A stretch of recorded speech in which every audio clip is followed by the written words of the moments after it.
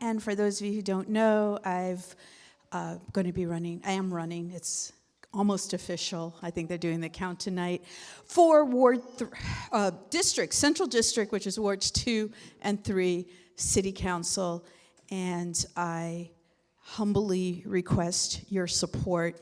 The website will be Melo Grant, that's M-E, not M-I, M-E-L-O, Grant, Grant.com.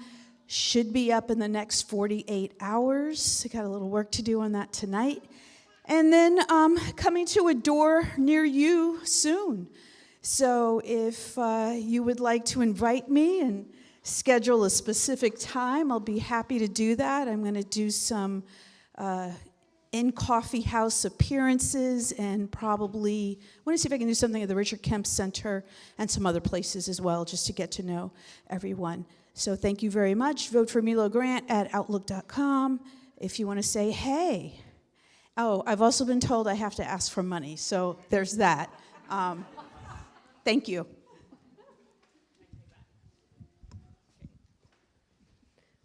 Wonderful. Anybody else?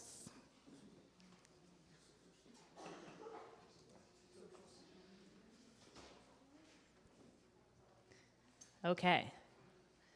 Great, we'll move on then.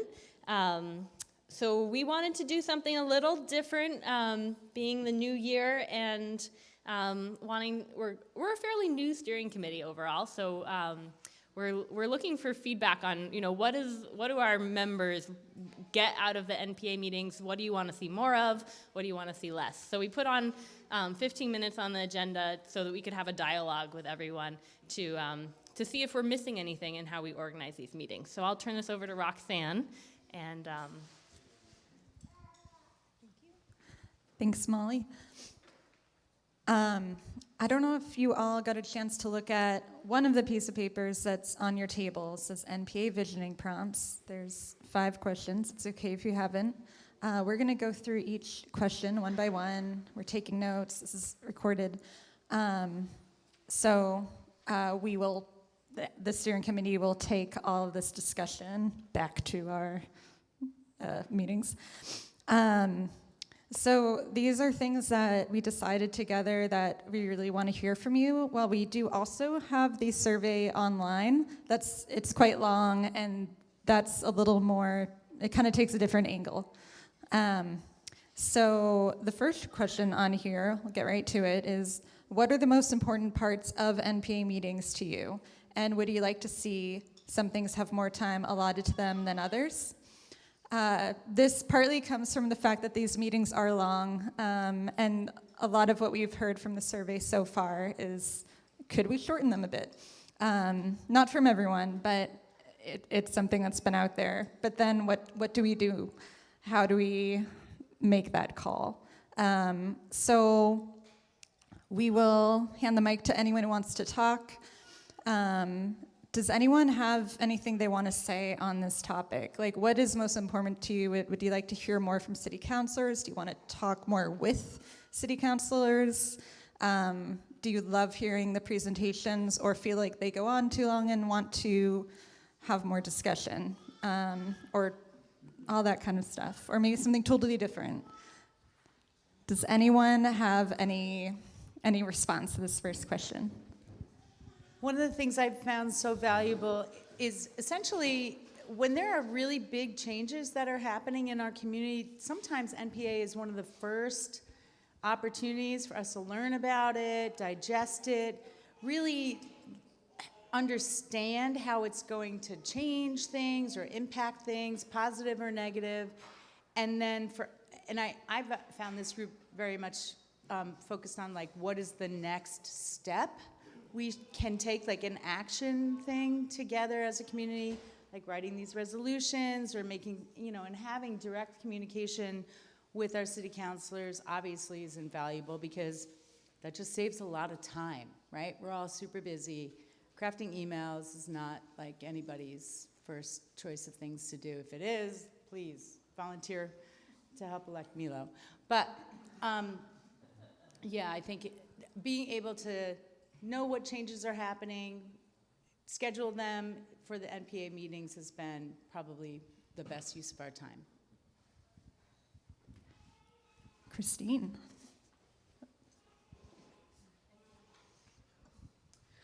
Yeah, a couple months ago, there was a meeting where we got an update from someone on the police commission. We got an update from the director of DPW. We got an update from the developers of City Place. It was like these big, juicy issues, and we were hearing directly from the city and the source and like the people most involved and closest to the thing. And I felt like I had heard a lot of like misinformation or like emotional hot takes, and it just felt really good to show up and hear facts and like exactly what Jeannie was just saying, like in a sort of matter-of-fact, action-based, where do we go from here kind of way. So good job, you guys. That's all I wanted to say.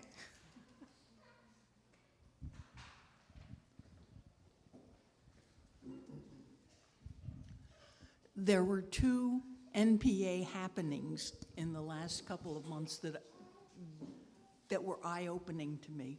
One was the parking enforcement guy, only he doesn't want to be called parking enforcement. I forget what he wants to be called. But the other was the people from the big hole.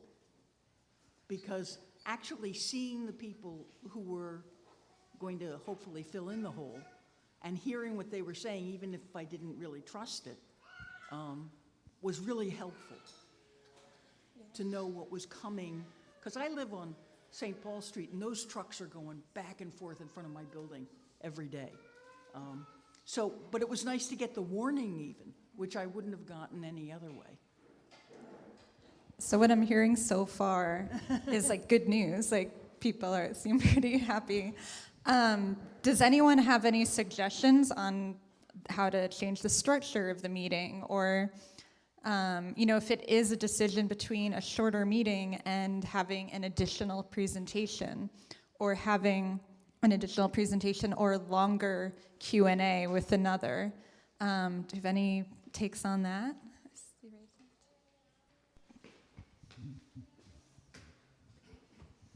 So I'm kind of new here. This is my first time being here, but oh, sorry. My initial thought for how to make this just more accessible for more people is there like a group chat for this where we can like schedule it for more people instead of having it be like once a month Thursday thing? Because I think having it on a Thursday might limit who can participate. Yeah, that actually in the survey we had sent out, a lot of people asked about a Facebook group or an email group specific to this. And right now, the way we get the word out is Front Porch Forum mainly, and that's a lot of people also said that is very important, of course. And we added an Instagram, but as for some sort of forum, I mean, there is like the Old North End Facebook group, but that doesn't even cover our whole wards. Do you have any suggestion for like the place? I think just like expanding your social media reach might be effective, just multiple platforms, but centering it on like one location. Like you can have multiple links on an Instagram profile, and there are ways to have like a Google Calendar with like a voting system that allows it so more people can join these meetings at the same time. And it just automatically tells you which one more people can RSVP for. So I think having like a flexible like meeting that more people can come to, but also like a set schedule thing might be good.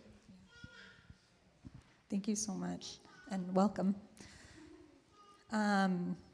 I'll move on to, just so we hit all the points on here, but we can like come back to general structure and how we do things. We haven't invited the mayor to the meeting in I don't know how long. Does anyone have any takes on that? Like, should he come once a year? Should we invite him every time? Should we? Mayors used to come whenever they wanted to. It didn't mean they could run roughshod over the meeting, It's true. But Yeah. frequently, mayors used to come kind of when they wanted to. So I guess it means, should we invite him to be on the agenda, or should we invite him to come hear what people think? those might be two different flavors of visit. That's a good point.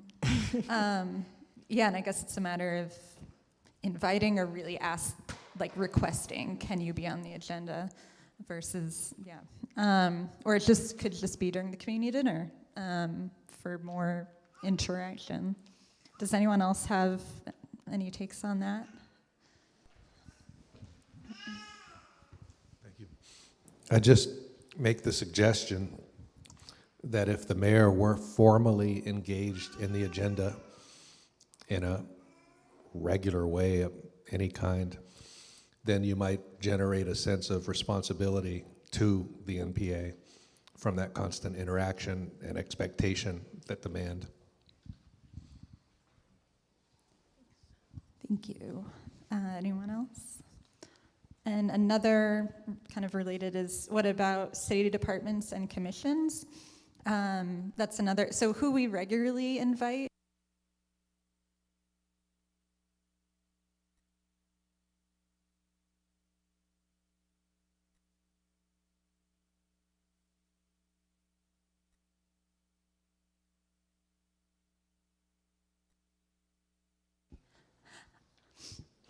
For those who don't know, so we always invite our city councilors, our school board members, our state reps, and our state senators. We generally don't hear from city departments unless it's related to an agenda item or if they talk during public forum. Does anyone have any takes on this topic? Are there, maybe we have a meeting dedicated to all of those different commissions, or maybe we keep doing what we're doing.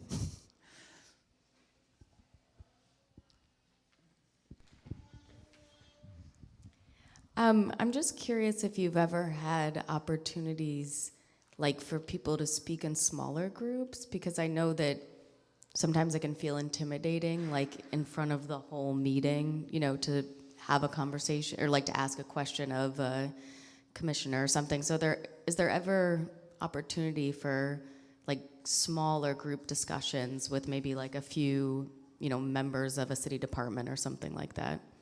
I think that's a really good idea. I think that sort of came up during one of our steering committee meetings. I think one of the things, it's a matter of recording the meeting. It makes it trickier for that aspect. But if we can get around that or have it be a supplemental thing, or I don't know.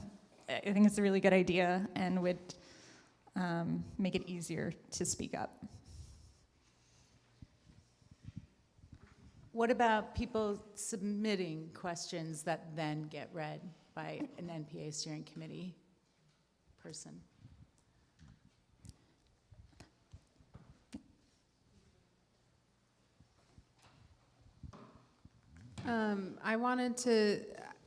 I really loved, like I said earlier, the presentations that we received from city departments and commissioners.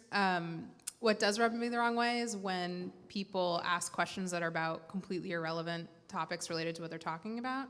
So I don't know if there's like a way to sort of manage that, but like people being really opportunistic and using, you know, the head of DPW here to ask about the rail yard district when actually we're supposed to be talking about the North Radusky Avenue pilot program is like pretty irritating. So that doesn't really answer your question, but it's related. No, thank you. It's tricky to. I'm used to coming to NPAs and having very large-scale city initiatives discussed by departments, that kind of thing.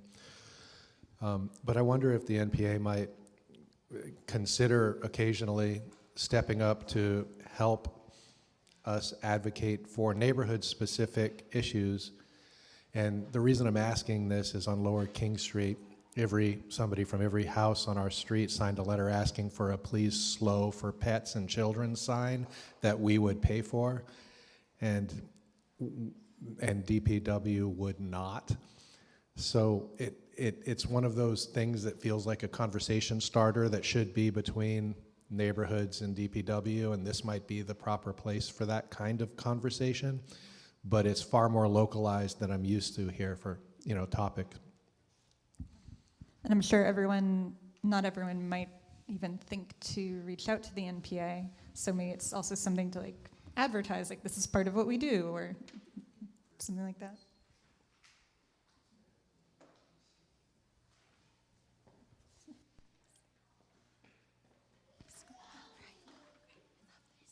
What time is it? Very nice. All right, hey. I think it's great to invite folks over, maybe not every single time, you know, everybody's got a life and people got family and stuff like that, but love to have different folks from the city come in and, you know, obviously if there's a particular issue that they want to bring forth, that's great.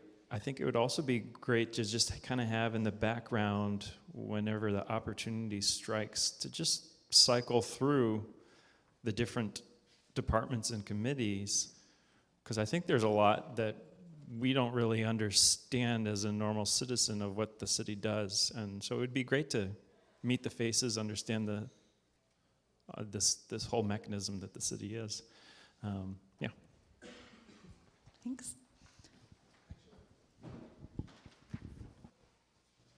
We actually used to do that years ago, like about 8 or 10 years ago. We would have a different department come to every meeting. And so we would not actually invite the city department so much as we would invite the commissioners. So we would invite the Public Works Commission and commissioners more than the department head. And we would do, like, for instance, we invited the cemetery commissioners, which are kind of an overlap there, but we did do that in the past. But you also have to realize that the meetings used to be much longer in the past. So they started at 6:30 and they routinely went to 9:30. So the meetings went 3 hours, and typically, especially in the January and February meeting, there'd be like 150 people there. So if you go back like 10 years and you look on cctv.org and you look up for any meeting, any second Thursday in January or February, you're gonna see a room at the old multi-gen building with like packed. So every seat would be filled and the walls would all be lined with people for the January and February meeting. And so the only reason I'm just saying that the meetings used to be longer and we used to have many more, you know, we would go more in depth with things. For instance, believe it or not, we actually invited all the candidates 1 month who were candidates for the Vermont Senate from Chittenden County. So we actually had like 15 Senate candidates come for that meeting. So you can tell that the meetings used to be a lot longer than they are today. But yes, we did used to cycle through the commissions years ago. I don't know why we stopped doing that, because people really liked being able to talk to the commissioners more than the department heads, because you do get a different take on what they're talking about. Thank you. Thank you, Charlie.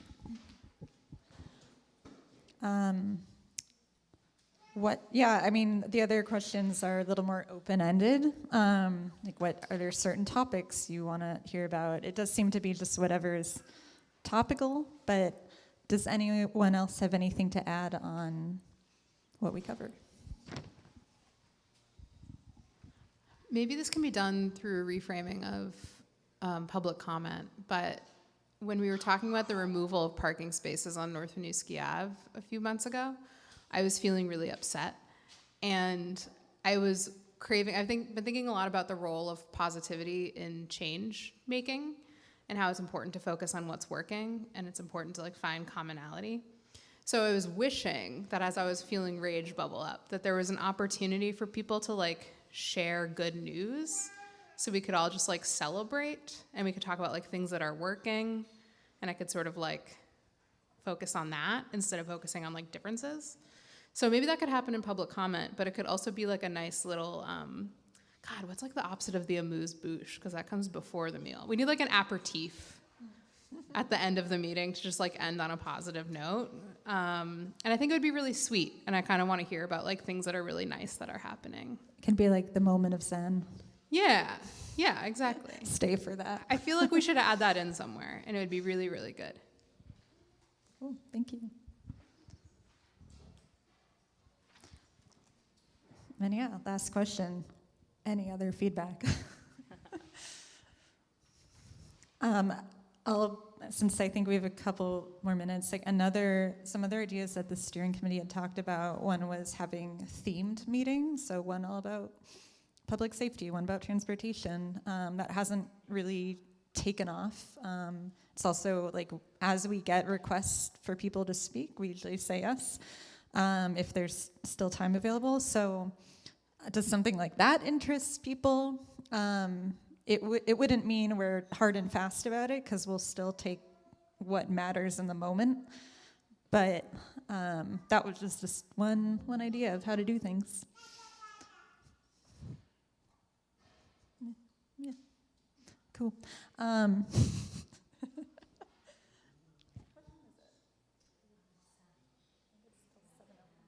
One more. I'm just curious because I was surprised to hear that 10 years ago there would be 150 people at this meeting. So maybe this is sort of a side question, but from those who have been here for like 10, 20, 30 years in the NPA meetings, like what, in your opinion, what do you feel like has changed? Because we've been homeowners here for like 2.5 years in this neighborhood, so we're relatively new. Is it like that there's more renters? Is it people's resources, like a breakdown in the community feeling? Like, just, I would love to hear opinions on that, actually, because that might help guide really what we should be doing in the NPA.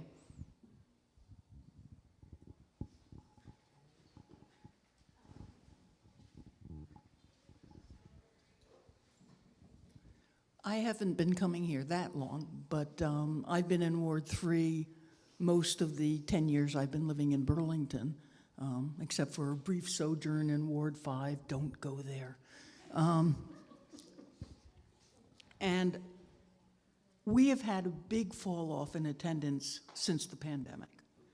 Before the pandemic, all of these tables would be full of people eating dinner, and probably half of them would leave at the end, but we would have a good turnout of 40 or 50 people on regular days. When there was some big thing going on, we'd get more than that. But I think the pandemic, people haven't come back from the pandemic. And I don't know when they're going to come back, if they are going to come back. But I know a lot of people are not willing to come to a place like this and get exposed.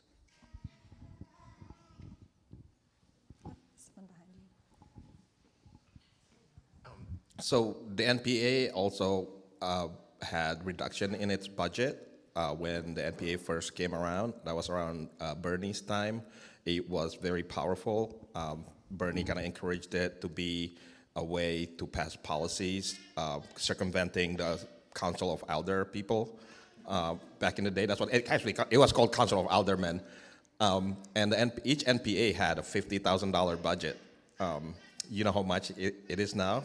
I think it's $2,500. And it used to be an independent budget, independent of the city council, because back then the city council was very hostile towards the NPA. So there has definitely been active neglect on the part of especially this administration, saying, you know, they are interested in not having any accountability at all, in my opinion. So they've decreased the NPA budget, and they now, like, you have to go to your city council and kiss the ring in order to get that $2,500. That's measly budget. And it's really sad for me, especially like the Ward 2 and 3 were like the one NPA where the sense of community. I live in Ward 5. Our NPA sucked. But the sense of community was really palpable, like whenever you show up to the Ward 2 and 3. And, you know, I'm hoping, you know, this will get back to the kind of attendance that you're talking about. So we need to push for city charter change that will actually fund the NPA and give the NPA some real power. Right now, NPA resolutions have been treated as no more than advisory, if that. It doesn't really have any real teeth. But we can change the city charter. We could refund the NPA. I do think like some of these public safety issues that we are facing would be best solved at the NPA level. So let's work toward that. Thanks.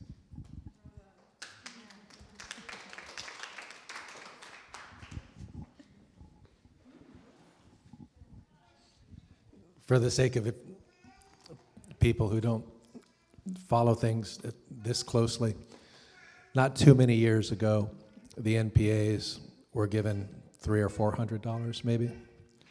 And there was an initiative from within the NPAs to raise that budget, and it was a struggle, and it was an argument, and we did to the $2,500 level. And the logic was that with that large increase from where we were, demonstrating how it would be spent to strengthen the NPAs, growing the strength of the NPAs organically and purposefully, we would then be able to return and argue successfully for even more funding. So, you know, that pattern of initiative has existed here in the NPA in the past, and is one that we can all, if we choose to, move forward to any goal we would set.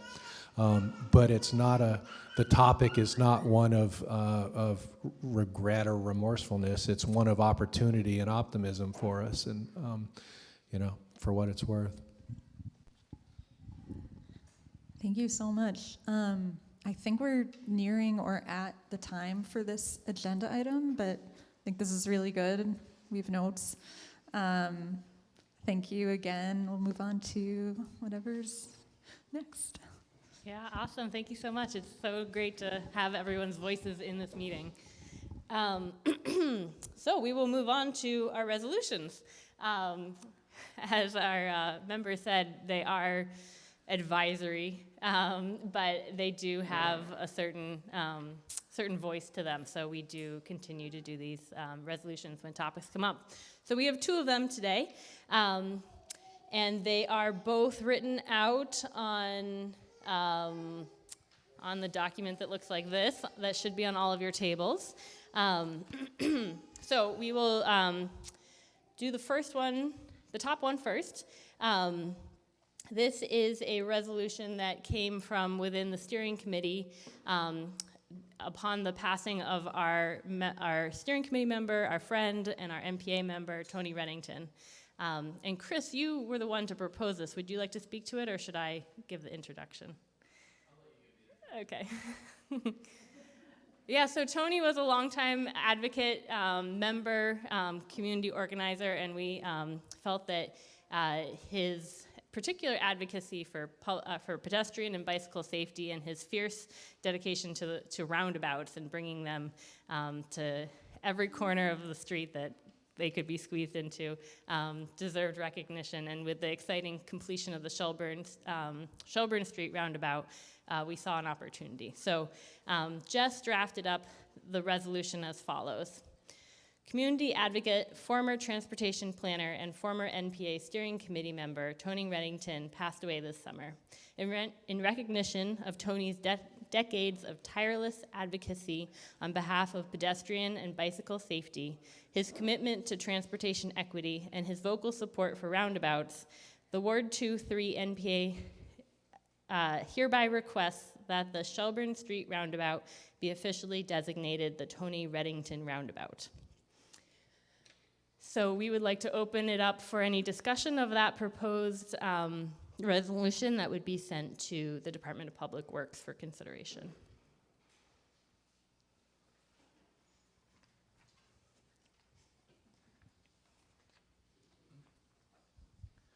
So before I had met Tony, I really didn't know the difference between a roundabout and a traffic circle.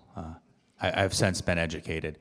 You know, I think if Tony were here, he would remind us that Burlington has 10 of the 11 most dangerous intersections in the state of Vermont are located right here in Burlington.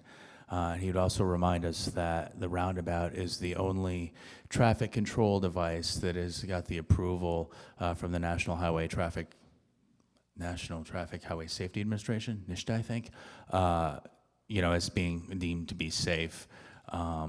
He'd also remind us that traffic fatalities often have a disproportionate impact upon people of color in lower income neighborhoods, and he'd probably be continuing to advocate for changes to the Great Streets designed to include some roundabouts. I think there was some interest in definitely putting one in the immediate neighborhood at Main Street in St. Paul. So I learned a lot from Tony, and I think that this is a very fitting and appropriate way to honor his work and his legacy, and I would encourage everyone to stand with us on this issue. Thank you.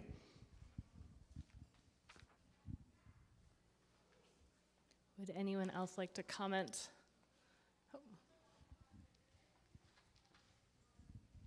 We'd all do well to be a lot more like Tony when we grow up.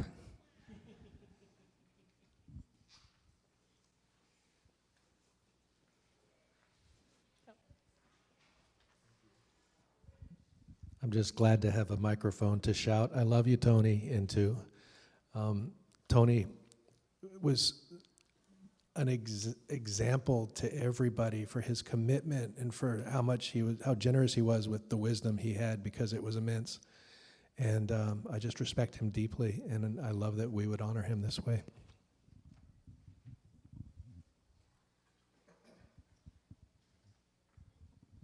Actually, I think it's a no-brainer that it be called the Tony Reddington Roundabout, and maybe we ought to tell him that.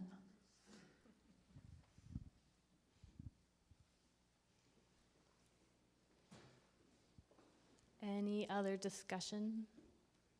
Anyone on Zoom?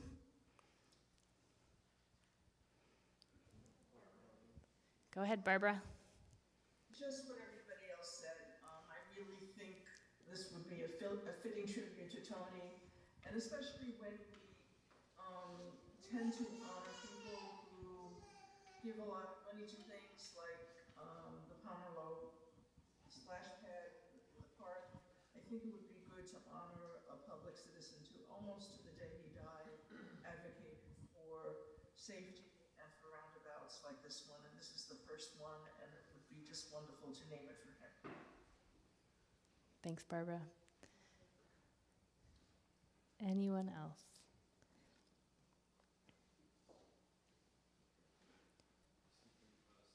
I would say something. Oh, great, Stephen, go ahead.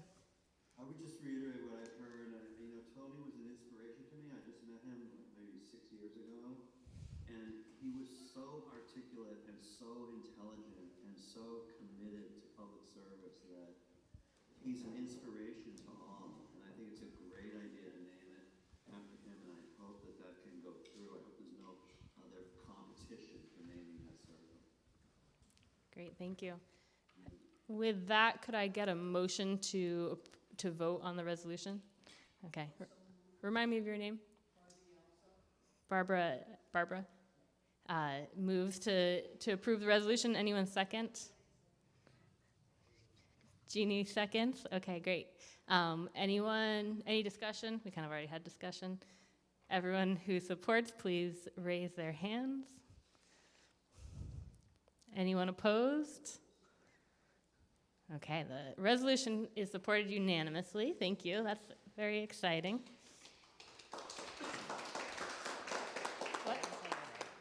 What?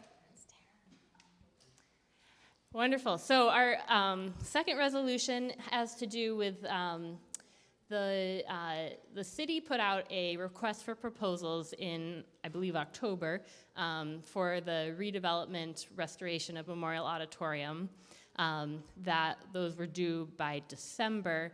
And at our December NPA meeting, we had a brief discussion about how Big Heavy World, Jim Lockridge, had submitted a request to join one of the redevelopers to reinstate the youth center in the basement of the Memorial Auditorium. I'll give you an opportunity to correct anything I get wrong, Jim, in a second. So we had a brief discussion at the meeting. We decided to postpone a resolution to January, and a resolution has been drafted that we can discuss now. So I'll read it. So, whereas the residents of Burlington have identified support for performing arts and youth programming as two of the top 6 priorities for a restored Memorial Auditorium, whereas the city of Burlington put forth a request for proposals for Memorial Auditorium, and a local nonprofit, Big Heavy World, has proposed the reinstatement of the youth, music, and youth-led programming in response to resident priorities in the city request. Whereas the proposal from Big Heavy World is compatible with the other proposals and can be incorporated into future proposals and programming proposed by other developers, be it resolved that the Ward 2-3 NPA supports the proposal of Big Heavy World to reestablish the Teen Youth Center, formerly known as 242 Main Street, located in the lower level of Memorial Auditorium. So Jim, would you like to say anything about your proposal?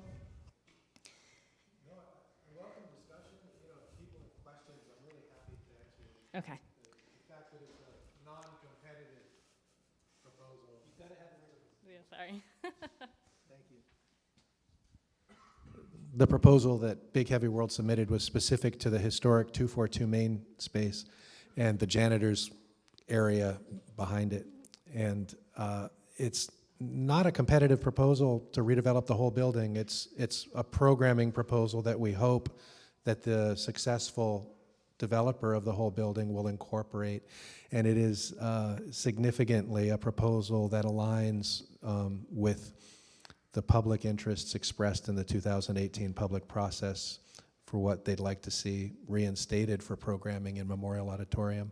It's one way to cling to the public's vision and voice for Memorial, as well as serve the youth that had this resource taken away in 2016 when the building closed.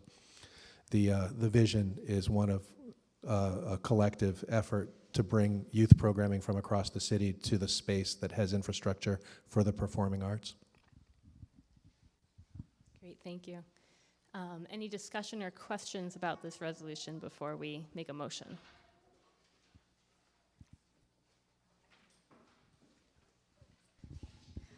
I would just like to voice my support for this resolution. Thank you.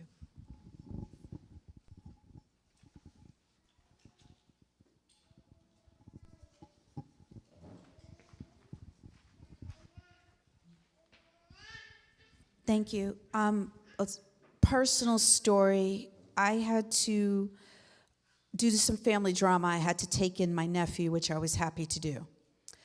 He came to live here with me when he was 10, and when he was 12, I got guardianship of him. So he's my kid. And 242 was a vital space. He was very creative musically, and they had this wonderful rock camp, which they had for many, many years, which gave kids opportunities. You didn't have to know how to play an instrument. You could show up and you could learn how to play an instrument, and they would just group the kids by different levels. They would have opportunities to perform together, to write their own music. There would be performances for their friends and family. It was just a really vital space in terms of that rock camp. It was cheap for the amount of times he could go, 3 days a week after school. I didn't have to worry about where he was because he loved it. And I just think that we are really, it's left a huge hole in our community for that. We do not have a lot of positive resources for teenagers. And if we can somehow get this back, and it just pains me, it's not a priority of the city, but if we can all approve this resolution and give voice to its importance, that would be great. Thank you.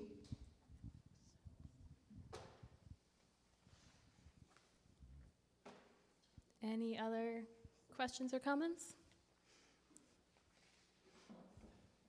Any on Zoom? Great.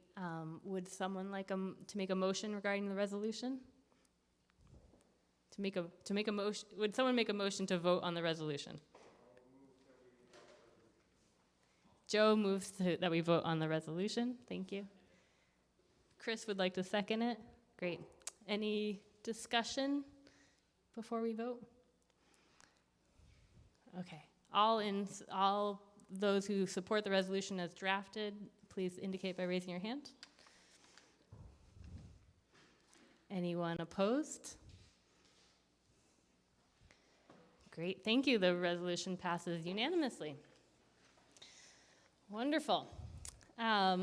Moving on to our next agenda item, At our last NPA meeting, we had a presentation about community block grants and requested that a community member volunteer to serve as the Ward 2 rep for the Community Block Grant Advisory Committee.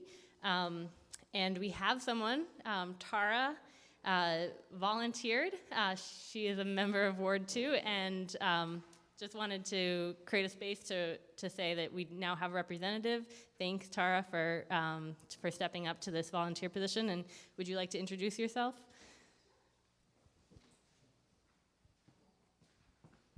Hi, my name is Tara. I've been a resident of Burlington since 2008. I moved into the Old North End in 2012, so I've been around for a bit. Moved back here about 2 years ago. I live over on Spring Street, and I'm working for a grant program related to the performing arts for COVID relief. So I also worked for Efficiency Vermont for about 6 years, and so I did some grants through there for energy efficiency. So excited to be able to take kind of my professional expertise and apply it to some local community work. So happy to answer any questions, or I don't know, but nice to meet everybody. Awesome, thanks, Tara. Great. Moving on to our main agenda item for the evening, we're going to spend the next hour learning about ballot initiatives that will be on the town meeting day ballot. So we'll start off with, we'll have 10 minutes for each ballot initiative. There's 6 initiatives. We're hoping to have about a 5-minute overview of that initiative. Some of the initiatives we have a pro and a con presentation about. Some of them we just have a semi-pro or informational type presentation. So 5 minutes for information, and then we're trying to have 5 minutes for Q&A or comments about it. So we'll start off with all legal resident voting.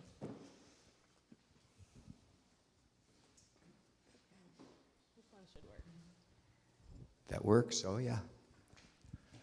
So again, I'm Gene Bergman. I'm the Ward 2 City Councilor, and I'm on the Charter Change Committee, and in fact was the chair of that. So Charter Change Committee brought this particular item to us and worked through the adoption of this proposal for all legal resident voting in local elections since we started really a meeting in April.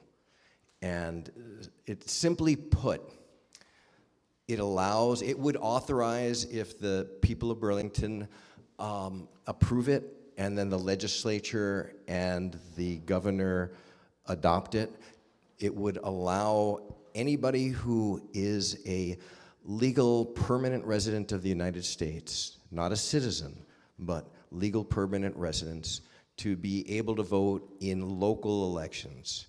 And just to put it into context, this is what Winooski and Montpelier did, and despite the governor's opposition, it was adopted in both of those cities. So ours is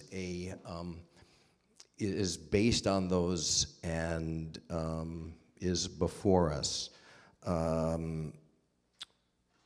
Why only local elections? That's because the U.S. and state constitutions prohibit non-citizens from voting in that, and we just can't overcome that. So this would allow anybody who is here permanently with legal status to not only be able to vote, but also be able to serve any of the positions that a legal voter a person has to be a voter, a legal voter, to be able to run for and serve. So the mayor has to be a voter of the city of Burlington, and this would allow a legal resident to run for mayor. So you not only do you get a chance to vote for mayor, but you could run for mayor. It would allow any of our commissions to be opened up to legal resident legal residents that are permanently here in the United States. So it's really that basic, and I think that now's a good time to answer questions if there are any. Yeah, thanks. Any questions or comments or statements about this ballot item? Barbie.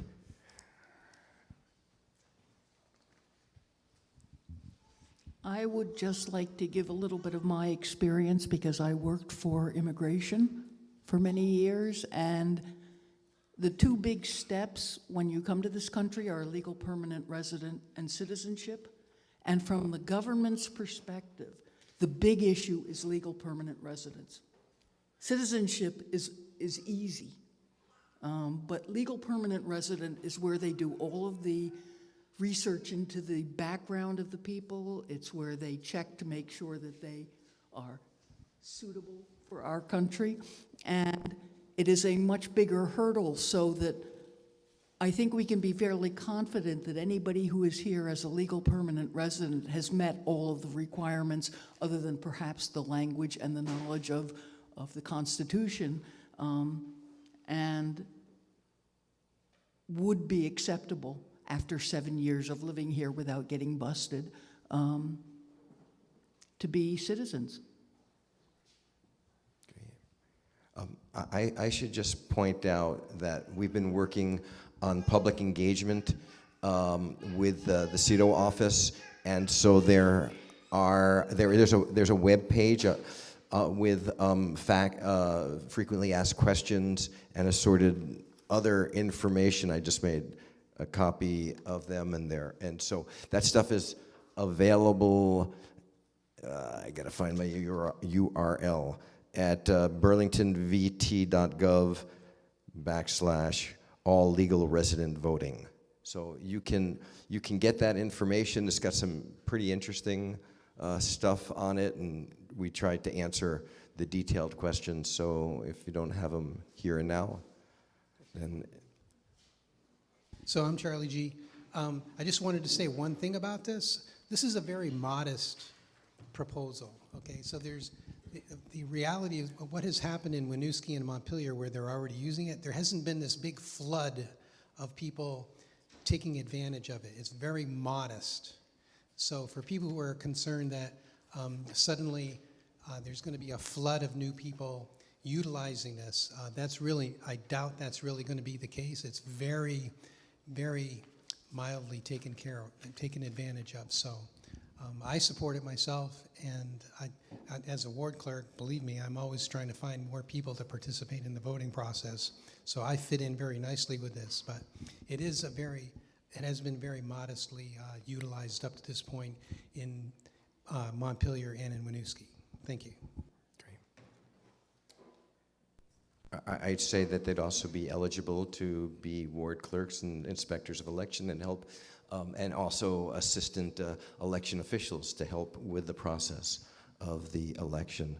And let me just end this then by saying, to me, it really gives life to the concept of a government of, by, and for the people. And we've been striving for that since Lincoln said that at the Gettysburg Address, and we haven't gotten there yet, so this is one other step. Great. I understand we have 2 questions on Zoom. Okay. So Christopher. Perfect. So thank you, Jean, for the Councilor Bergman for the explanation. I do appreciate the work on this. I do assume a different position on it. I believe that safe voting is a sacred right of citizenship. I know I'm not alone in that. Others believe that as well. As a member of St. Joseph's Cathedral, directly across the street from the building that you're in right now, I know a fair amount of our congregation are made up of New American community, and they have expressed to me a sizable portion, especially the ones who have gone through the citizenship process, that they are actually opposed to this because they feel that it undermines or dilutes the importance of what they have gone through. Those are the opinions that have been vocalized to me. I view them as valid. I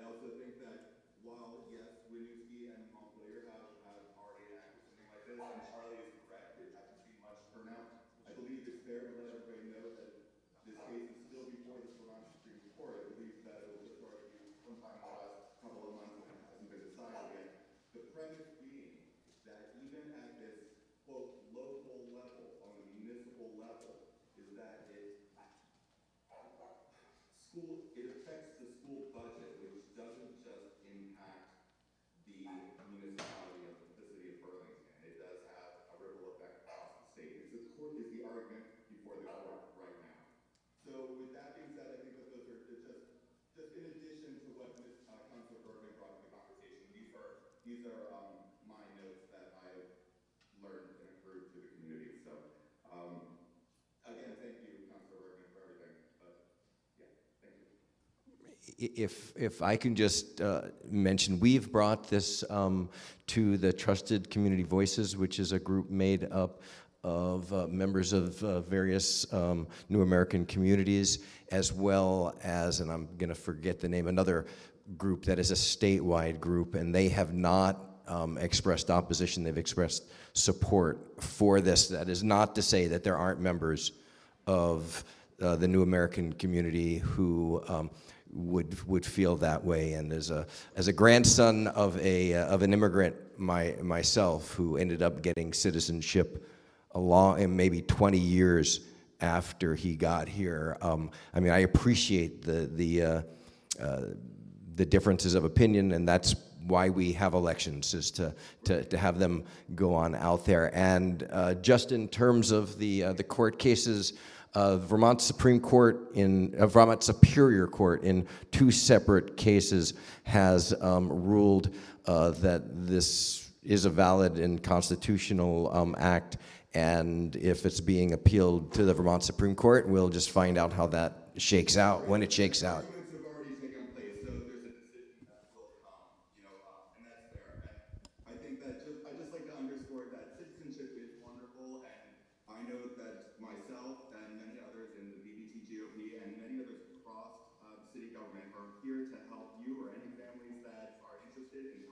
Navigating the process and studying for the exams and any kind of child care that's necessary when you're doing so.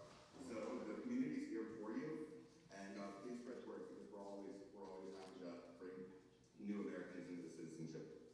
Thank you. I believe Steve on Zoom has his hand up. No, thank you. My question was answered. Thank you. Great, thanks, Stephen. Okay, we've reached 10 minutes for this agenda item, so we'll move on unless it's really, okay. I'm a softie.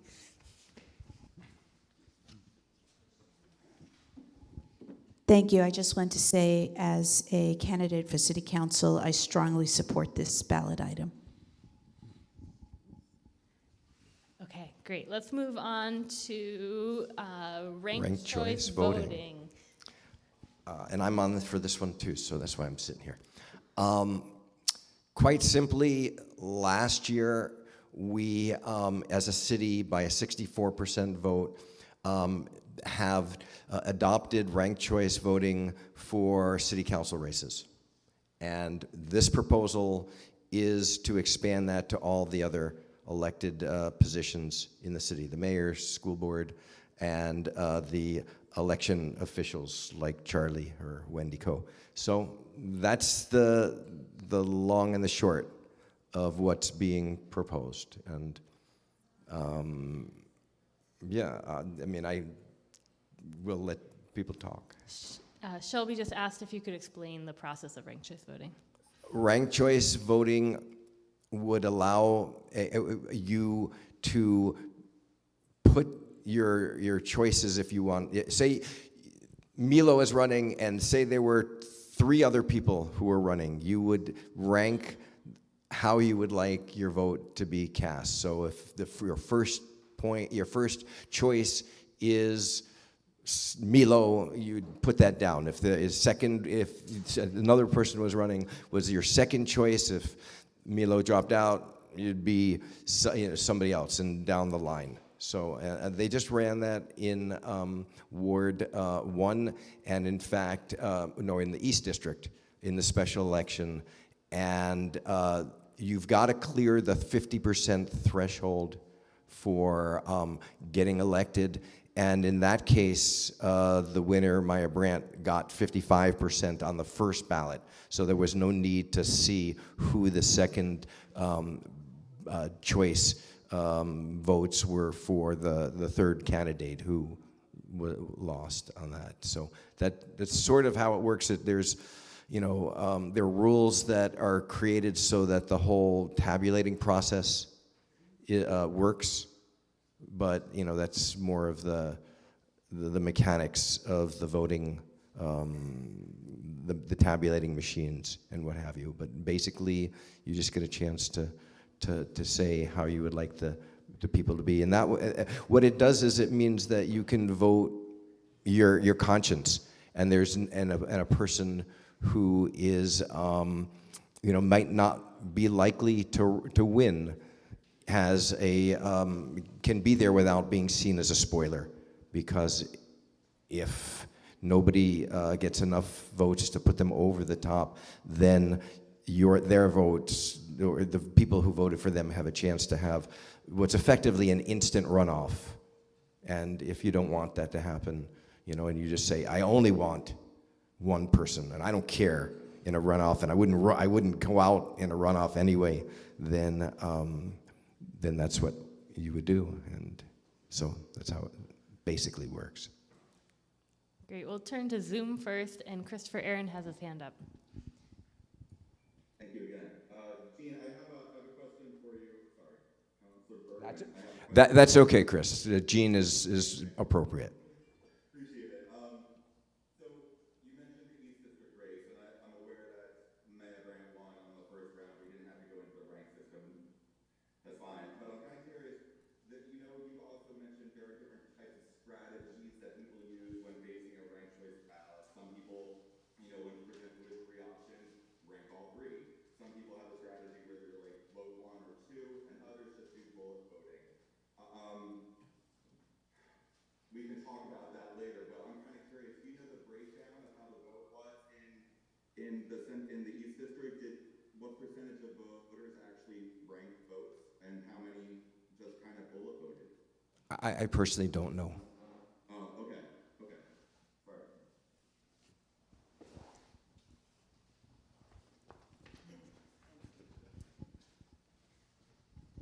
So, in case people are really unfamiliar with it, which I have no idea how to guess, it used to be called instant runoff voting, and that's a more clear explanation of how it works. And the other thing is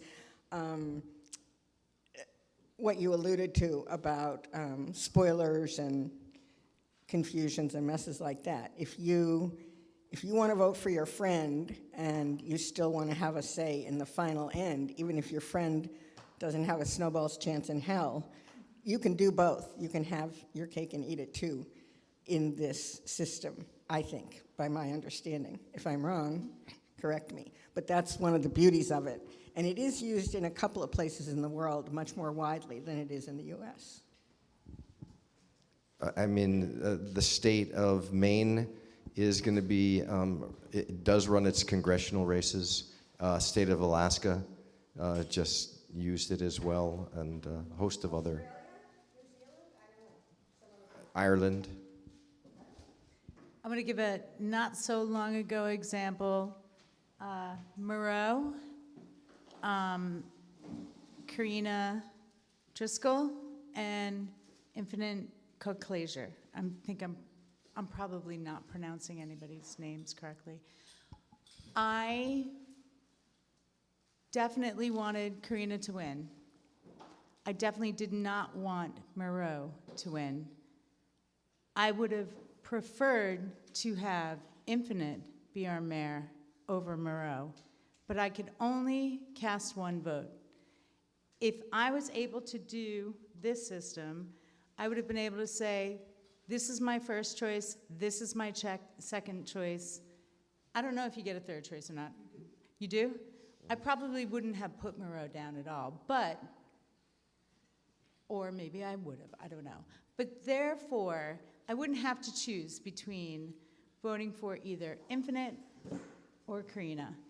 And I think a lot of people did, And that was, unfortunately, more people voted for Moreau than they did just Karina or just Infinite.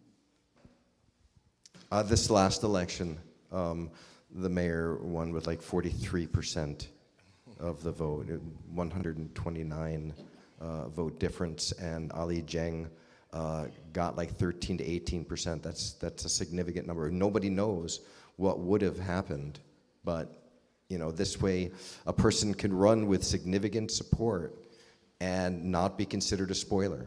You get a chance to run on the merits, and people get a chance to vote for them. So on a personal basis, I think that it's a good system to have. So as I was part of the Infinite for Mayor campaign, in that election though, most of the fault lies in the threshold of the election, which is only 40%, whereas in most democracies it's 50% plus one. Our position was that had we had like democratic election in which like somebody has to win at least half of the vote, then we would have forced a runoff, which would have given more attention. Sure, it's like more expensive, but this is the only time the mainstream is ever gonna like talk politics really. So it would have given us like 3-4 more weeks of discussions with our neighbors. And that's like what's really unfortunate is like that 40% threshold, which I think this will address that, right? Like that, so you have to clear the 50%. So that's correct.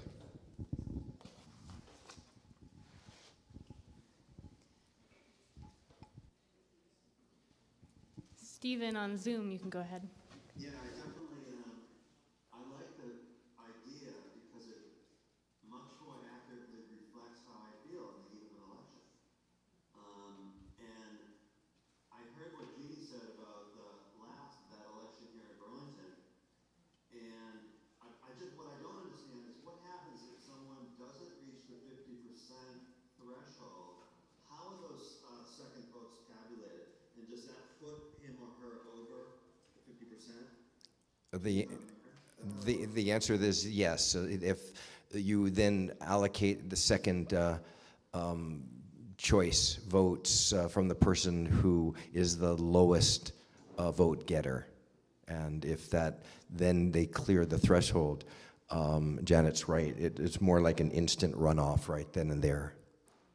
And then what Aaron was saying, I remember the vote in Maine, and there was some discussion about gaming the system. One of the candidates was encouraging people to vote, I think, for her on the second choice as a way to achieve electability. But I know that there's a possibility of that. Not that it would be in play here, but it could be. I'll just put that out. Yeah, I mean, the argument is that people have to appeal to broad categories of people. If they want to get the second votes or second choice votes or even third choice votes, then you alienate people at your own peril. So I don't know that I would call it gaming, but it is definitely part of the campaign strategies that need to be adjusted when you've got ranked choice. Great, thank you. We've reached 10 minutes for this agenda item, so thank you very much for presenting, and we'll move on to redistricting. We have two presenters who would like to speak to redistricting. We have Councilman Joe Mage, and then we also have Chris from the steering committee who is also involved in the community effort around redistricting. So if each of you could have 2.5 minutes to present, we'll then move on to questions and comments. Okay, thanks everybody. So I will be quick and I'll just touch on some high-level points. I know that redistricting has been talked about a lot in this room over the last several months. We've talked about it a lot at City Council, and between now and town meeting day, I'd be happy to sit with folks and answer any questions. I did send Sam the map to put up on the screen here. It's kind of small, so it might be difficult for folks to see. I think it would be great if there was a way for the steering committee to potentially add this to the agenda so that if folks want to view this map, they can find it. But the few points that I'll touch on right now are we are going to be sticking with the 8-ward and 4-district configuration for this round of redistricting. So we'll have 12 counselors continuing to serve on the council if this passes on town meeting day. Earlier versions of the maps considered for redistricting would have had 7 wards, which would have meant that one of the new North End wards would have come down into the old North End and scooped everything west of LaFountain Street and north of North Street to the most extreme extent. And most folks north of North Street would have had to go to a new North End NPA. I fought pretty hard against that. I'm not very happy with the map that we've ended up with. It still has Ward 3 losing a significant amount of the neighborhoods north of North Street, but the old North End will remain the old North End. One of the primary questions that the council grappled with throughout the process was the number of councilors, the size of the council. Myself and others advocated for increasing the council to 16, so that would have meant sticking with 8 wards and having 2 councilors per ward. Others felt that that was too many. I personally feel like there is enough work to go around for us to have 16 councilors. I think we are growing as a city, and I think it would make sense for us to have a larger council. Another question that kind of took control of the conversation towards the end of the process was the student populations in wards 1, 6, and 8. And that is really what dictated the map that you see on the screen right now, which has created an arm of Ward 8 going on to Athletic Campus, an arm of Ward 1 going on to Athletic Campus, and Ward 6 being drawn to keep Edmonds Middle School in the ward so that they can have that as their polling location, because there aren't very many other places for folks to vote in Ward 6. So that is, I think, some of the larger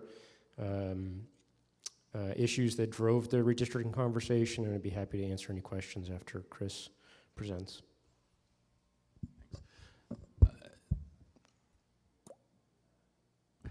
Where to begin? I think we have to go back 10 years to the last time we did this. And, you know, coming into this, the last recycle in 2014, we had a map where we had 7 wards with 2 councilors for a total of 14. And the last time that the map had been done before that was 1993, and in that time the city grew. So one would think initially that if the population grows, maybe we should have greater representation to reflect the growth in population. Yet the last time around, despite a growth in the city's population, we ended up with this hybrid model where we had 8 wards and 4 districts. So we lost representation, yet the city continued to grow. And so this time, I think folks were, to Councilor McGee's credit, wanting to bring back representation. And one of the things that I think folks were wanting was to go back to a model where we had 2 councilors per ward. They kind of didn't like the 1.5 councilor model, and yet that's not what we ended up with. And at the end of the day, for me, it really comes down to public process here. The council did put together an ad hoc committee on redistricting to identify community concerns and priorities for the process. And that group met several times throughout the fall of 2021, held a number of public hearings to solicit input from the community regarding this issue, and ultimately issued a final report on those efforts. And of the final report, a couple key themes, 3 themes emerged. That one, the current Ward 8 is not working in its current configuration. There are a number of issues with this. In the last cycle, there was kind of a desire to kind of, have all the students be together in one ward, a practice known in political circles as packing. And this time around, they saw that, well, you know, we had a ward with a large number of students. We had issues with turnout. We had issues finding people to work the elections. You know, there was a number of issues with that. So they said, well, let's spread out the students. Let's distribute them across multiple wards. So that's how we ended up with the current shape of Ward 8, which you see behind me.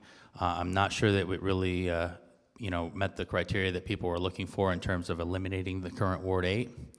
A second theme that emerged pretty strongly was a desire to eliminate the district system, whereby we had districts that overlaid the wards, each district being comprised of 2 separate wards. People really want to go back to a system where we had 2 counselors, and that didn't happen. And then the other theme is that folks wanted to preserve neighborhood, keep wards compact, and provide equal representation. And that's really what this is about at the heart of it. And as someone who is intimately involved, I advocated for a reestablishment of a downtown ward, also the unification of the King Maple neighborhood. One of the, I think, challenges that we saw with the current map is that the King Maple neighborhood, which is Vermont's largest community of color, is divided right down the middle through King Street. And so there was an initiative to kind of unify the neighborhood and really kind of keep them together. And ultimately what we ended up with is a boundary that was moved 1 block south to Maple Street, which severed the Bobbin Mill neighborhood from the remainder of King Maplehood. So it failed. And to Councilor McGee's point, there was a lot of concern from people in the Hill section of the city about having college students in their ward, that their vote would somehow be diluted by having it. So really, they got what they wanted at the expense of young people and at the expense of Vermont's largest community of color. And at the end of the day, when you go through the public report, which I hope we'll post up on our website, and look at the criteria and look at the feedback, and then compare the map on the ballot to what was discussed, it seems to me that it really didn't satisfy the criteria that we had articulated as a larger community. And so for that reason, I will not be supporting that, and I would encourage everyone here to kind of review the report, Thanks, take Chris. a look at it, and come to their own conclusion. Thank you both. Questions and comments about redistricting? Okay, so again, I'm Charlie G. I just have a couple of extra points to make.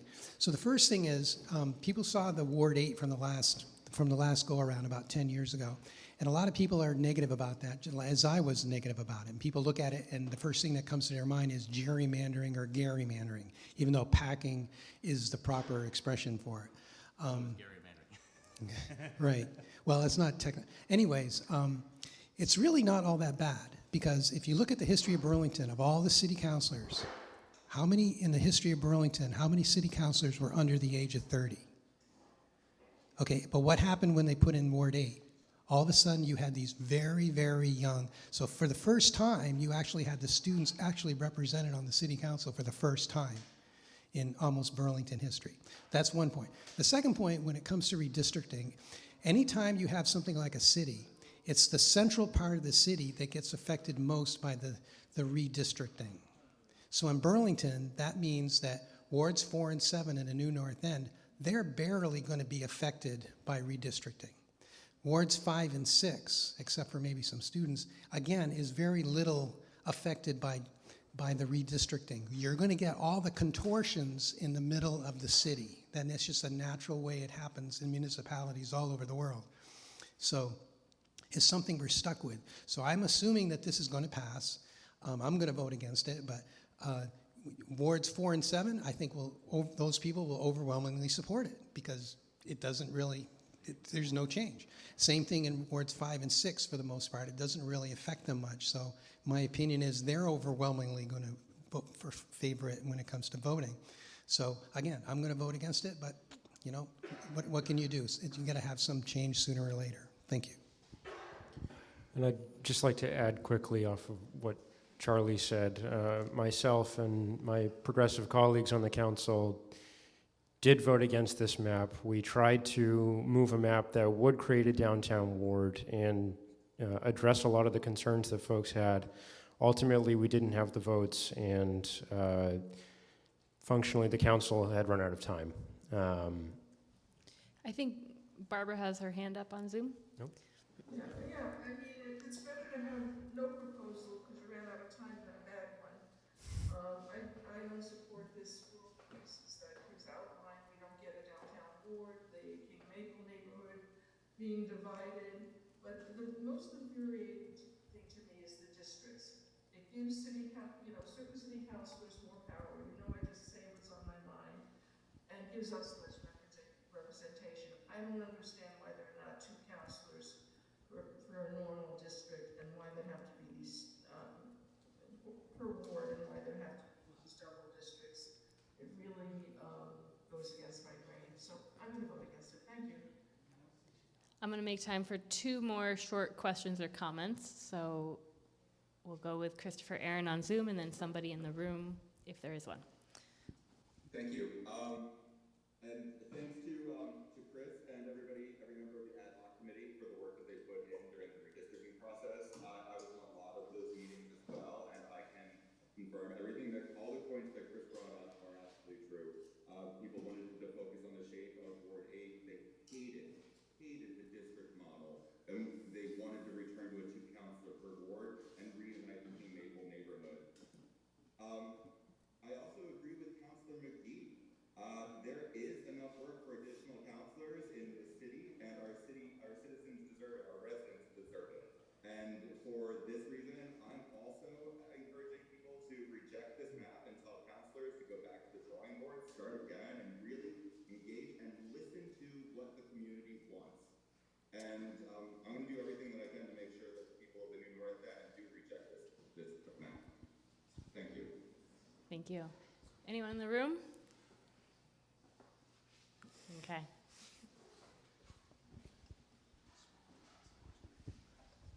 Just a quick note that there are 2 public hearings that are going to be held, one on the 17th and one on the 23rd. And if people are serious about beating this, or actually any of the items, even though I support all these other ones, it's very important that people go to public hearing and express the concerns.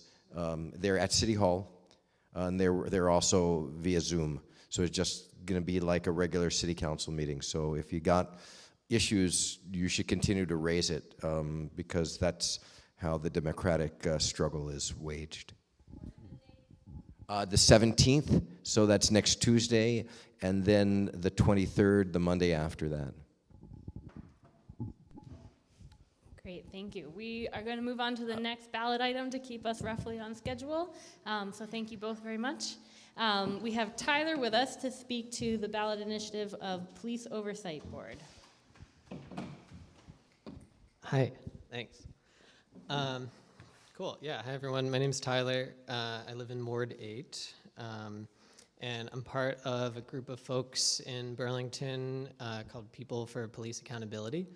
And we formed in 2020, kind of during the peak of calls for reform and accountability in the police department, kind of brought to light by the Battery Park movement. And yeah, so just kind of bringing to light some of these really disturbing cases of violence against Black members of our community and other people, and lack of transparency around disciplinary processes. And yeah, so this group, we've been kind of carrying this proposal through the process to get on the ballot. And so basically this proposal would establish an independent board of Burlington residents that in cases of police misconduct would, at their discretion, have the authority to take up cases and conduct investigations and make actual disciplinary decisions. This proposal was developed by Councillor Freeman on the Charter Change Committee with help from Jean Bergman and a lot of input from the community, including Black community members. And this proposal actually passed City Council in 2020, but it was vetoed by the mayor and one vote short of overriding the veto. And so over the past couple years, we've been gathering petition signatures to be able to get it directly on the ballot. And so that was successful this past fall, and so that's how it's on the ballot. And yeah, this proposal has support from a lot of local organizations. ACLU Vermont was huge in kind of helping craft the language. The National Association of Community Oversight of Law Enforcement expressed support. Vermont Racial Justice Alliance, Migrant Justice, lots of other groups. Yeah, so yeah, happy to answer questions if folks have it. Yeah, go ahead. Do you have a draft of what will be written on the ballot yet? I know it hasn't been approved. Just to give us a general heads up. Yeah, so for one, I do have some copies of like the full length of the proposal on the table here if folks want to look at that. I know the public hearings for this, and I guess maybe other of the ballot initiatives are on the 17th and the 23rd. So I think some of the language will be finalized there. I do have a copy of the petition, which has, I think, the language that goes on the ballot. Yeah, so I have that up here as well. Is that fairly short? Is that appropriate to read right Yeah. now for edification? Yeah, it's a little, page 9.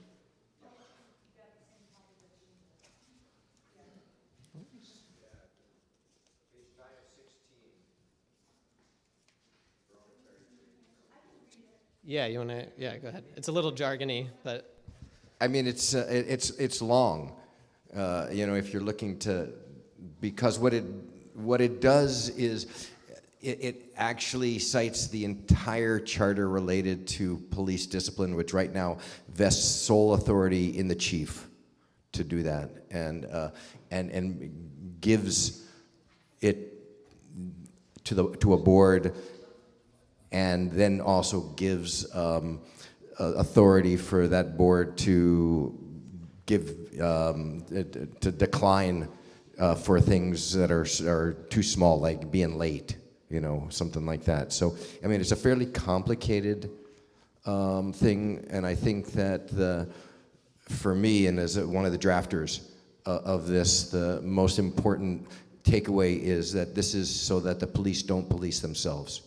And every other professional body, when it comes to discipline, has an independent body that adjudicates when somebody does misconduct.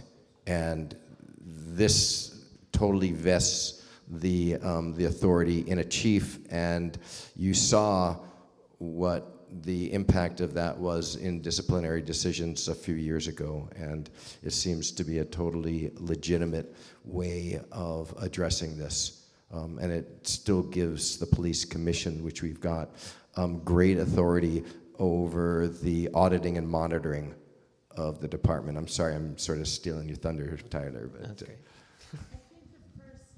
I think this first paragraph, though, is indication of the direction.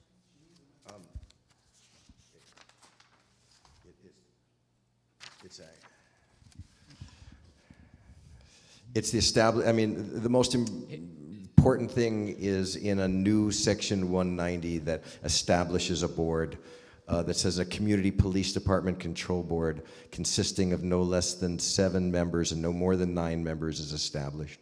The board shall be an independent department of the city, and then it goes on to quorum, and it gives qualifications and diversity, and then gives the jurisdiction, and the jurisdiction is the investigation and adjudication of misconduct. So it's not the running of the entire department.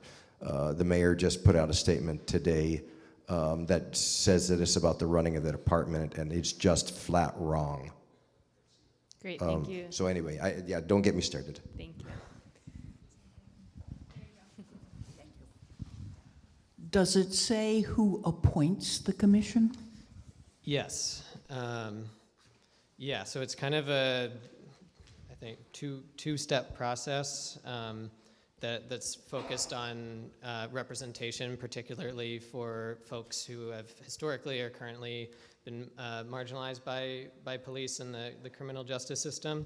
But yeah, so there's a section here called selection. Essentially, the city council with the mayor choose a set of 7 community-based organizations that have an interest in, and there's kind of a list here, civil rights, immigrant rights, disability rights, mental health, racial equity, and social justice, that also have an interest in the safety of the city and criminal justice reform. 3 of the organizations, to the extent possible, should be Black-led or majority Black membership. Each organization shall appoint a representative to an appointment committee, and then this appointment committee will directly appoint qualified persons to be members of the board. So that appointment committee is then subject to open meeting law and those kinds of things. So yeah. So it's not the mayor? So it's not the mayor, no. City council and the mayor choose a set of 7 community-based organizations with particular criteria. Those organizations give a member to an appointment committee, and then that committee directly appoints people to the board. Hope that made sense to people. Great. Any other questions, comments?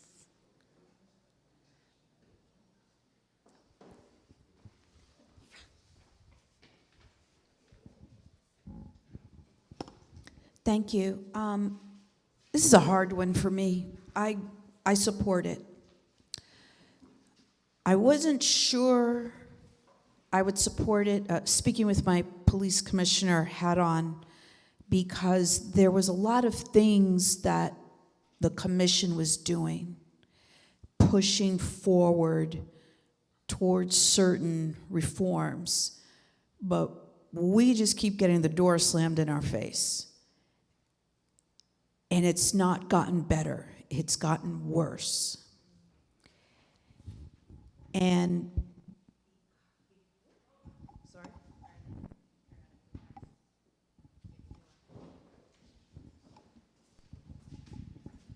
thank you. And because of this pushback and this lack of desire for any type of reform. Remember when the mayor talked about transformation? Do we remember how supposedly important that was?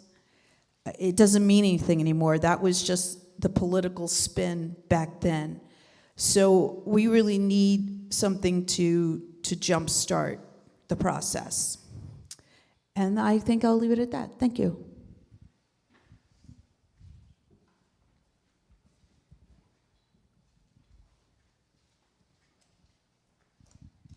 My sense is that this will actually put some teeth into handling the police, because I don't think the current police commission has the power, has the authority to do what this proposal gives the new commission.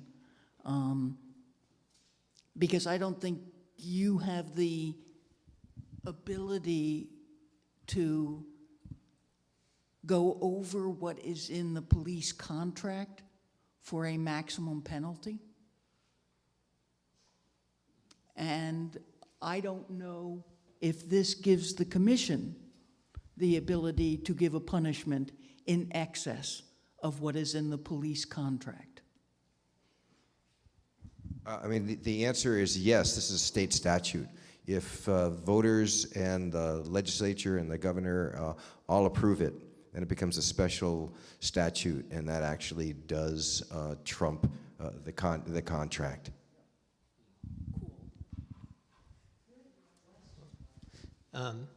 Yeah, if I could just make one last comment. I know that safety in our community and everywhere is a huge topic right now, and I think that something, you're going to hear a lot of rhetoric around like resourcing and the size of the police department and how we address public safety concerns, and just want to be clear that, you know, regardless of where you are in that conversation, this proposal does not have to do with the size of the police department or anything like that. This is purely about establishing direct accountability between our public safety systems, you know, whatever we choose them to be, and the community. And that's important in any sort of public safety institution that we give power to. Great, thank you, Tyler. I think we'll leave it at that, and thank you very much for joining us to present.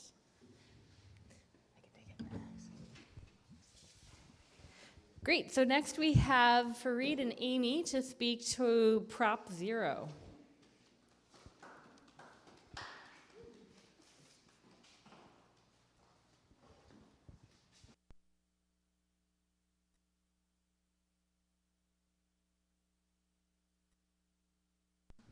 Is that okay? Okay. I'm Amy. This is actually my first NPA meeting, so exciting. Okay, cool. So Proposition 0. I always say this before I start talking about it. The powers that this proposes actually exist in nearly every city and town in Vermont, just not here. And it exists through the long-standing tradition of town meeting days. So, but Burlington and Winooski were too big, so we don't get to gather up at an auditorium and debate and be able to propose ordinances or repeal ordinances by majority vote. We just have the ballot. So to fix this, Winooski actually changed their charter in, I think, 2018 or 2019. And we are just stealing the same language and trying to put it in ours. So what does it do? I think the most exciting part of it is about proposing ordinance, so I'll talk a little bit about that. So let's say you have an idea. I don't know what you want to change about Burlington, whatever you're dreaming about, right? If you write it up into a petition, you run around Burlington, and you get 5% of voters to sign that petition saying, like, I think that's a good idea too. It can go to city council, and they can say yes, or they can say no. Or maybe they say yes, but then the mayor says no, and he vetoes it, right? In our current system, things just die there. But what this would say is, hey, you ran around, you showed enough of Burlington's interested in this. It shouldn't just die there. It should get to go on the ballot, and Burlington should get to have the final say and have the final vote. So what this does is, in spirit, really just gives a little bit more people power in the hands of Burlington, not in a really radical way, but just in the way that the rest of Vermont has been experiencing for a very long time. That's it. I don't know if Reed wants to add more. Okay. If you have questions. Excellent. Thanks, Amy. Yeah, questions, comments, concerns? Could you speak to what percentage of the citizenry it suggests? Yeah, so I think you're asking what's the percent. Oh, so you have to get 5% of voters to sign the petition. And now, as someone who has spent a lot of hours canvassing petitions, I can tell you that's a lot of signatures and a lot of hours in the cold. So once you get those, then that can go to city council. And if they pass it, totally cool. But let's say they don't pass it. Once it goes on the ballot, the majority, so 50% of Burlington plus one, I believe, would have to vote yes for it to happen. And then also, even then, I believe if it isn't actually a charter change, at that point it would still have to go up to the state level and they would have to approve it. So it's not just like anything can happen, there's still some guardrails there. So how many registered voters are there in Burlington? I don't remember the exact number off the top of my head, but I know that the amount that we had to get in order to get this on the ballot, which was 5%, was about 1,863, something like that. But then a bunch of them are going to be invalid, so you're going to have to get more than that. So it's really more about like 2,500 you have to get in order for it to really be solidly, go forward.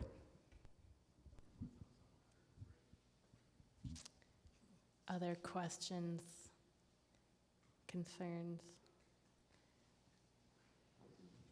Well, I just want to say that it's kind of radical in that it goes to the root of decision making. I do believe, especially with the current configuration of the city council, there is no check and balances there. The mayor could just now have just pass like whatever agenda he wants, and so this will let us participate, and I do think people have the right to participate in decisions that impact our lives. And those that are directly impacted should have more direct say, and that's all of us. And I'll just add, it's called Proposition 0 because once this gets passed, the seed I want to plant is like, what's Proposition 1? Like, what are we going to do with it? The first thing that Winooski did, they made it so that all legal residents could vote. That's, and that's what, things we care about. So what do we want to do once we get it passed, right? Yes. Great. Any other questions?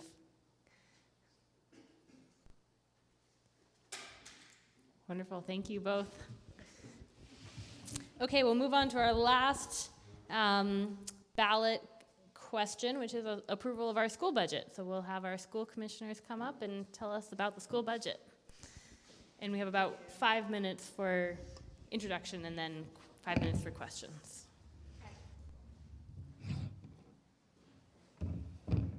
Go first. No, you go first. Okay. I would like to frame this so for those of you that are totally new, every year the citizens of Burlington vote on the financial amount that the school is requesting to spend to educate the youth throughout the city. And that is, I don't know what the exact number is yet. Of course, it has to get approved by City Council before it goes on the ballot. And that's happening at the end of January. Jean, do you know when the final approval for ballot items are, or Joe? No, you don't have to, you only have to, oh, I'm wrong. That's happened before. That was just the bond. No, a bond amount has to be approved. This is just the regular school budget, right? Tell us what it is? Okay. So the way that it's broken down this year, so the superintendent has tried to basically establish a baseline, which you might refer to as an equal way to approach funding each school's basic needs, or he's calling it the foundational model.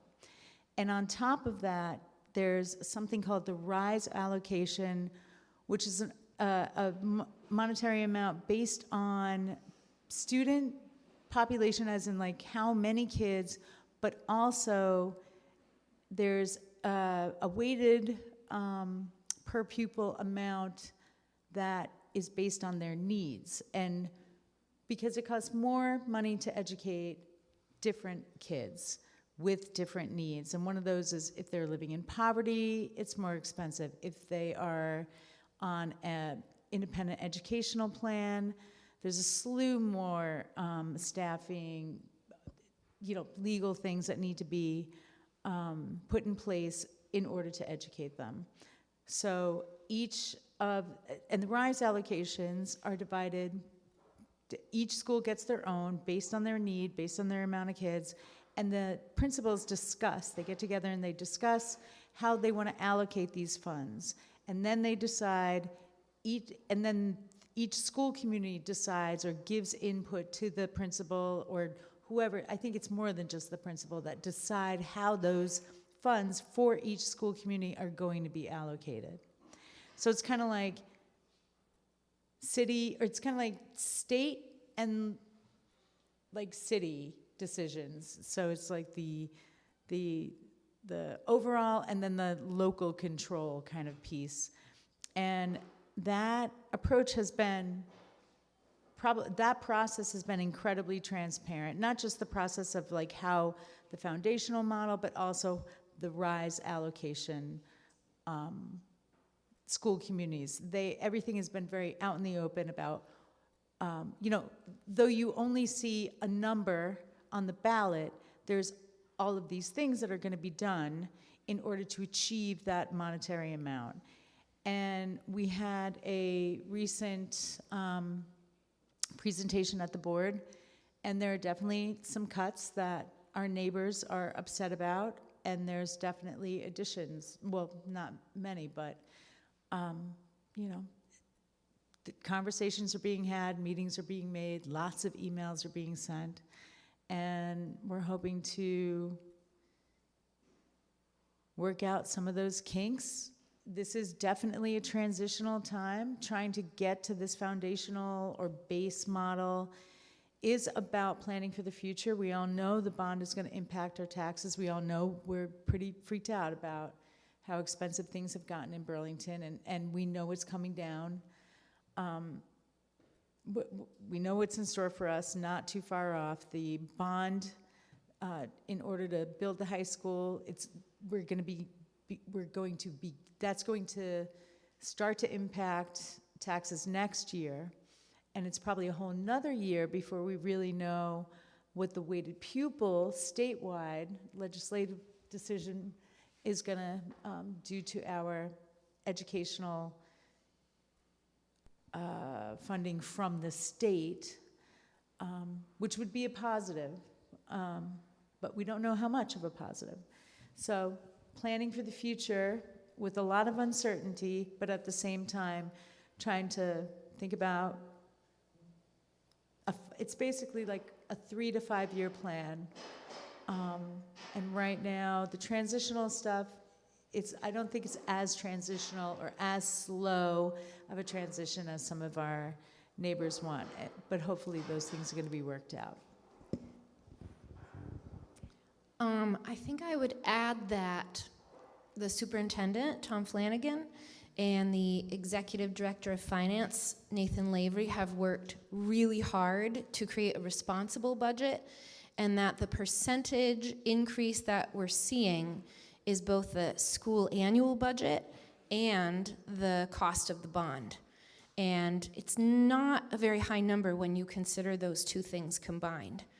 I think they're trying really hard, to repeat something that Jeannie said, to look at this parity across schools, like the student-teacher ratio being the same across schools, special education needs being met across schools, and that the distinct personalities of schools would be met by the RISE allocation funding, which is a little bit more complicated than that. Like, you can't just go in and say, hey, I'm this kind of school, I need this much money, but that's the gist of it. They are trying to respond to what is described as statewide declining enrollment. We have certainly seen some of that at the high school, although I would say that that could also be related to the pandemic and to the shutdown of BHS. So that's probably an anomaly, but they're looking at that too, because that's a reality. What I have concerns about in the budget that they've proposed is the proposed, they call it RIFing, reduction in force. The acronym is RIFing, of teachers, people who, or a couple of paraeducator positions who work directly with students, and then adding in a couple of instructional coach positions at the high school. Instructional coaches do not work directly with students. They work with teachers or special educators, and I'm struggling with that because I feel like budgets are so lean. We need as many people as we can working directly with students. So that's something that I've shared openly at the January 3rd meeting that we had. If you want to see the recording of that, you can find it on the website or on YouTube, and that we will probably be hashing out again at our January 17th meeting. Great, thank you. We'll open up for questions or comments about the school budget. Stephen on Zoom? Stephen on Zoom? Yes, you can hear me, I'm sure. Yeah. So I would reiterate what Polly just said about the additional positions at the high school, which I'm entering my 50th year of working directly with kids in the educational setting, starting in 1973. And I've been in many, many schools, and I've been around for a long time, so I kind of know what I'm talking about. But I just wanted to express my concern about this increasing cost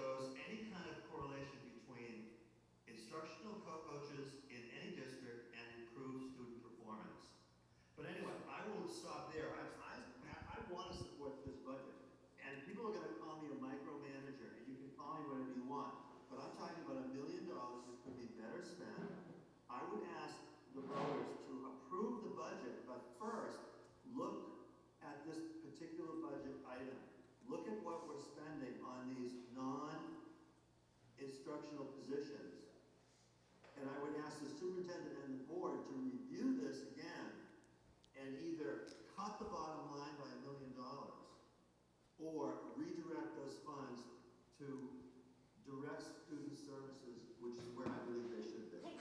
Great, thanks, Stephen. In terms of personnel or programming. Thank you. I'll stop there. I will address the board again. I was there at the last meeting. I'll be there again. This is an issue that you can tell I'm emotional about. It's a very big waste of educational funds, as far as I'm concerned. And again, I have 50 years of experience, 39 of them in the classroom, in the high school classroom. Thank you. I'm afraid we're at time for this agenda item. So thank you both very much for your presentation, and If we'll look anybody has forward to questions, it. they can contact us directly. Yeah. And look on the district website to find more information about the budget. Yeah, great, thanks. Great, we're at our last agenda item, which is updates from our state reps and state senators that are able to attend tonight. They're all very busy with the start of the session, but thank you for taking the time to join us. So we have Representative Mulvaney-Stanek on Zoom, I see. Do we have anyone else, Sam? Okay, great. Well, we'll get started with Mulvaney-Stanek. Thank you for joining us.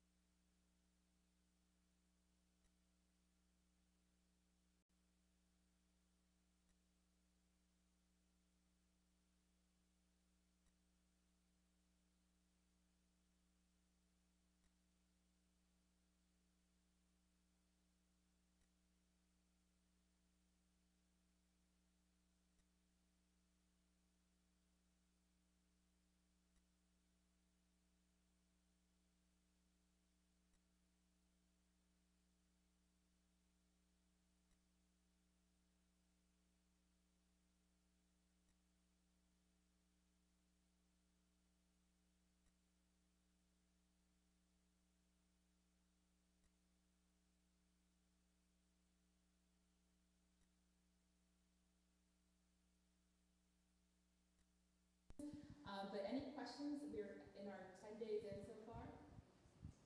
Great, thank you. Yeah, any questions in the room or on Zoom? Go ahead, Charlie. So again, Charlie G. So my only question is, which you might find silly, but is anyone in the legislature working on raising the debt limit? What happens to the state of Vermont if the debt limit for the national budget is not increased in July or August or September?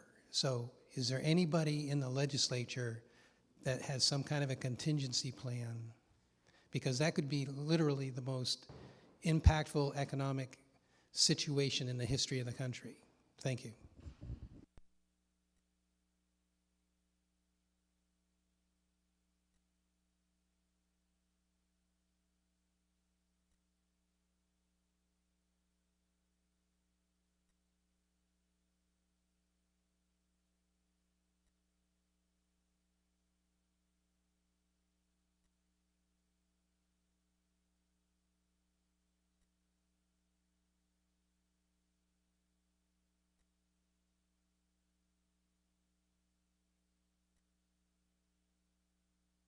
And get back to you. What I will say is I believe there's some limitations on what we can do with our own state in terms of taking on debt to counter that, but I can research that a little bit, Charlie, and get back to you. But I think there's also pieces that we can be creative about with our own resources in the state. We had the state treasurer in my committee this morning, and we were talking a little bit about the money that the state treasury has and what we can do in some of the local kind of incentive or local investment incentives that is already established under the state treasurer's office, but what you're talking about is way bigger of a scale. So I'll have to just do some research and get back to you on that one. Okay, you don't necessarily have to get back to me. I'm just saying that I know that if that debt limit doesn't get raised, that low-income people in this state are going to be in a lot of trouble. So I'm just hope that somebody at the state level is working on some kind of a contingency plan for if something happens. Yeah, well, I mean, we'll definitely keep an eye on it. As you probably know, like for the state of Vermont, we have more generous calculations based on federal, these federal programs. So we would have to come up with contingency plans, of course, to figure out, other ways to fund those programs. I think it's twofold, right? It's the funding of those programs, and then it's the ripple effect that would have on states. So yes, I agree, Charlie. Thank you. Christopher Aaron, I see you have your hand up. Hi, Emma. So I was hoping to talk about, it's kind of a funding issue when it comes to the new high school and high school bond that we just approved for 165 million. This past week, the school district was at council and they talked about how rising interest rates are impacting the future total cost of the development over at Institute Road. As such, they're entertaining the idea of switching from a 20-year repayment plan to a 30, which I'll be dead before that building's paid off. So I'm kind of curious. The tech center is a regional issue because it helps out many people throughout Chittenden County. Our members of your caucus, both in the House and the Senate, really trying to push funding so that way we can alleviate those costs, because anything that we can get from everything we can get from the state to defer the cost of this high school and tech center will help try to keep our rents and our housing in check. Everything, if it skyrockets, the rents are going to be, nobody will be able to live here, really, So I'm just wondering, have you had any progress or talks about really pushing for as much as possible for this school? Really good question, Christopher. And sorry about that. I was just going on mute because the baby monitor is still turned on in this room. So, and I just sent my staffer, my other child, to go make them be a little quieter. So thank you for your patience again. Normalize having children and doing this job.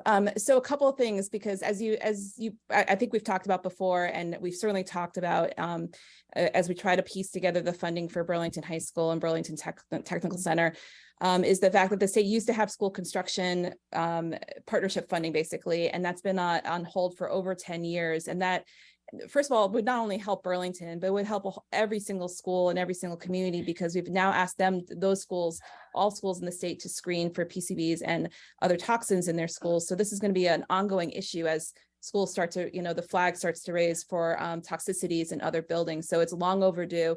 I know there was a bill in last biennium. I'm confident there will be one in again this session to really call that question. It's too much of a burden on any community. The second piece that I'm going to just raise, because we're starting to talk about this in my committee, is around technical centers. I actually just came tonight from a listening session at, I believe it's one at BTC's site on Cherry Street, to really do a study on how we're funding, well, our technical centers in general, and the kind of both the program level, what we offer students, accessibility, all of that, the actual program itself, but funding it as well, because the funding mechanism there also is something we need to look at for making sure we're making the most of those programs, but also looking at the complexities of how we fund regional technical centers, but they're sending schools, et cetera. So I think there's a better solution there. But really, to your point around affordability and making sure that how we put the pieces together and make sure the state's a partner, I completely agree. And we're going to continue to look for ways we can really leverage that as the Burlington delegation. And that's not even my caucus. I'm pretty confident I can speak for all 11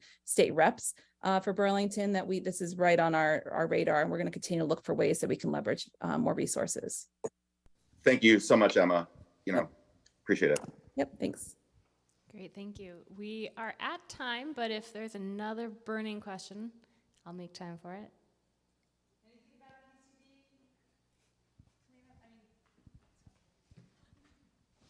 Same thing, but instead of funding tech center, what about PCB cleanup? Yeah, so there is an initial fund, and don't quote me on Jeannie, don't ask me about the amount is, so at the end of my day, it's not enough is what I will tell you, the amount of money that we established so far. And that money generally has been about making sure that testing can be taking place. And so sort of like, we had a little bit of a briefing on this in December, and I'm happy to share that recording to folks. The Secretary of A&R came to give that part of the briefing to legislators. So it's not enough though. And I think we've just started the first wave of testing in schools. And so we need to be looking for those resources as well. And we're on the cusp of starting to run out of federal resources and allocation of federal resources that have been coming from in the last couple of years. So Vermont's going to be in this tricky place of trying to really look at what are our priorities, where do we need to be moving resources, and school construction and safe schools should be really high on the list. And I think we have to really be thinking creatively around where we're going to find revenue for that. Because if the one-time money from the federal government is tricky to work with because it's not there forever. And yet we have an ongoing long list of infrastructure needs in our schools. So we need to find more. I'm looking at myself. So hopefully, Jeannie, that you're nodding, and I don't know what your reaction is, but hopefully that made sense. Jeannie says thank you. Awesome. I think we'll call it a meeting at that. Thank you very much for making time and joining us. And thank you everyone for sticking to the bitter end. It's great to see everyone. If you have a second to help us clean up, we're going to be putting the chairs away. So we always appreciate a helping hand, but nice to see everyone.